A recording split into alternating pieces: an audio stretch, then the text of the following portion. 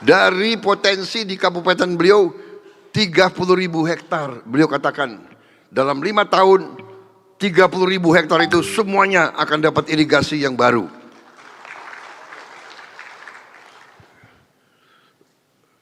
Boleh juga ya, Bupati ini ya. Jadi saudara-saudara, saya percaya bupati-bupati lain seperti itu juga. Jadi efisiensi jangan diartikan potong transfer daerah. Ya. Transfer daerah ada yang langsung dan ada yang tidak langsung. Tapi semuanya untuk daerah. MBG adanya di desa-desa. MBG ada di kecamatan-kecamatan. MBG ada di kabupaten-kabupaten. Dan yang kita turunkan ke daerah-daerah itu 1 tahun ini adalah 171 triliun. Yang akan masuk ke desa-desa. Tahun depan kita anggarkan 330 triliun. Ya, Menteri Keuangan. 335 triliun. 330 triliun itu masuk ke semua desa.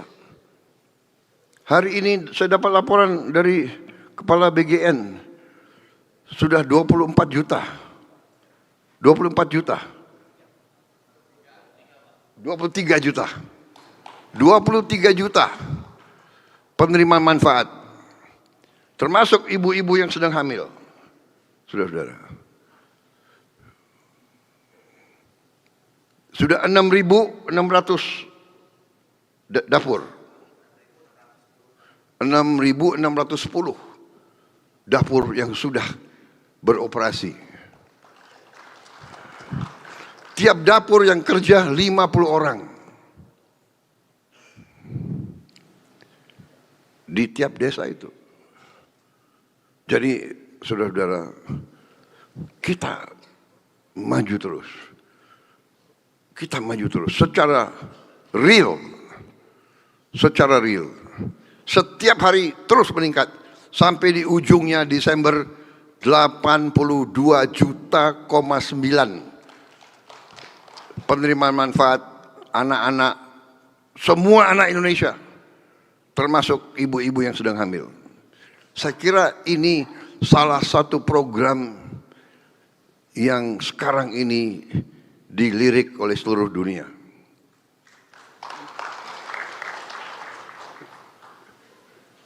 Negara seperti kita, Brazil, presidennya cerita sama saya, membutuhkan 11 tahun untuk mencapai 40 juta penerima manfaat.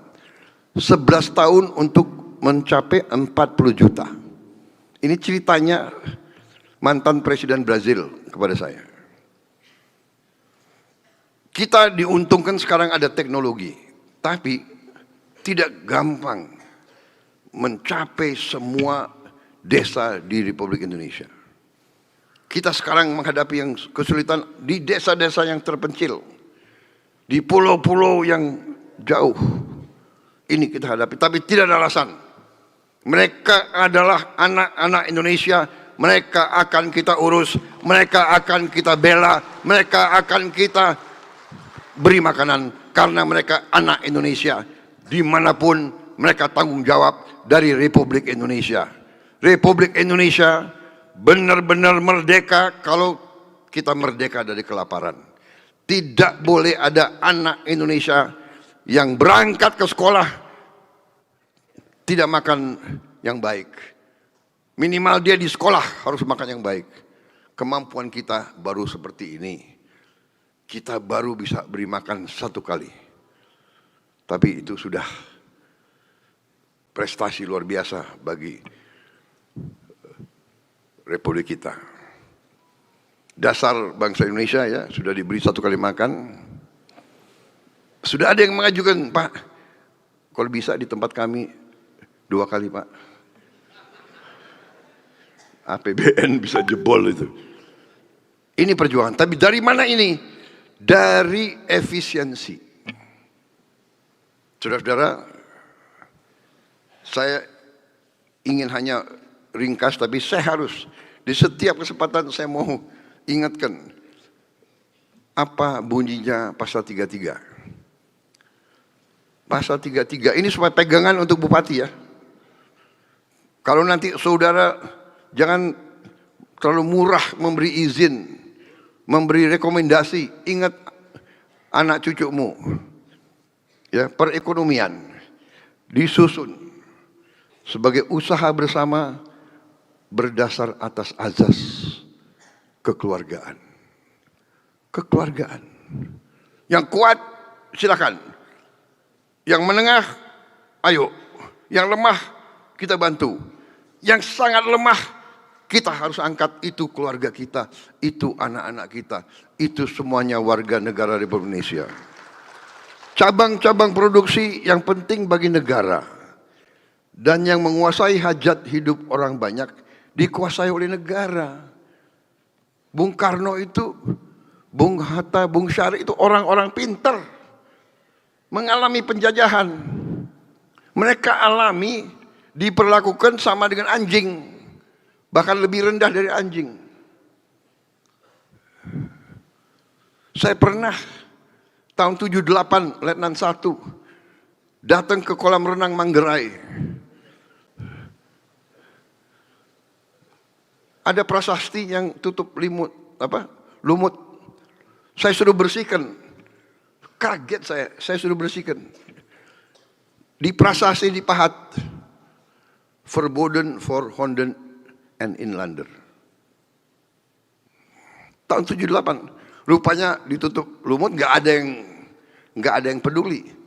Kalau saya memang dasarnya ingin tahu. Jadi saya itu saya punya bakat menemukan. Saya tidak mencari, tapi saya sering menemukan. Apalagi pelanggaran, saya sering menemukan pelanggaran itu. Saya tidak cari loh. Saya tidak cari, ya kan? Bumi dan air dan kekayaan alam yang terkandung di dalamnya dikuasai oleh negara dan dipergunakan untuk sebesar-besar kemakmuran rakyat. Saudara-saudara, ada pengusaha-pengusaha yang sudah besar, kita kasih HGO. Berarti bumi air kita kasih kredit dari bank pemerintah. Sudah dikasih, masih melanggar, masih nggak mau bayar pajak, masih nipu-nipu. Bahkan ada yang di hutan lindung menganggap pemerintah Indonesia itu bisa gue atur.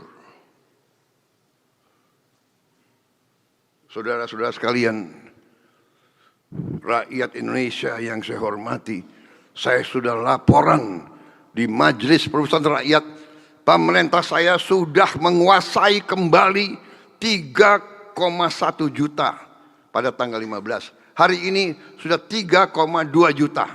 Akhir Agustus akan menjadi 3,5 juta hektar.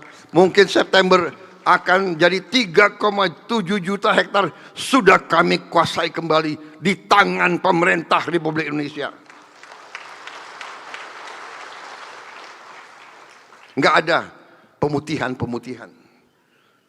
Enak aja. Udah ngelanggar minta diputihkan. Ganti rugi yang benar. Ya. Kalau tidak ganti rugi ya saya ambil.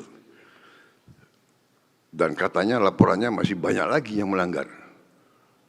Apa boleh buat? Belum lagi tambang-tambang yang nggak ada izin. Sudah saya kasih perintah untuk segera diamankan semua itu. Saudara-saudara sekalian, ini bupati adalah pemerintahan yang terdepan. Jadi saya terima kasih para bupati, apalagi tadi laporannya Menteri Dalam Negeri, 80% baru. 80% baru, bupati baru. Belajar yang cepat, tolong Ketua Apkasi jangan malu-malu untuk minta bantuan, ya. Dan Kalau memang saudara perlu minta penataran, lapor ke Mendagri, nanti kita cari dana. Ya, kita yang akan bantu pemerintah daerah. Jangan malu-malu. Bukan untuk jalan-jalan, benar-benar untuk ditatar. Ya, kalau perlu ditatarnya para bupati, para kepala dinas di camp-camp tentara kalau perlu.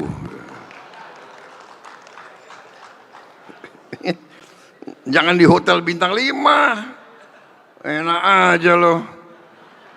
Ya kan?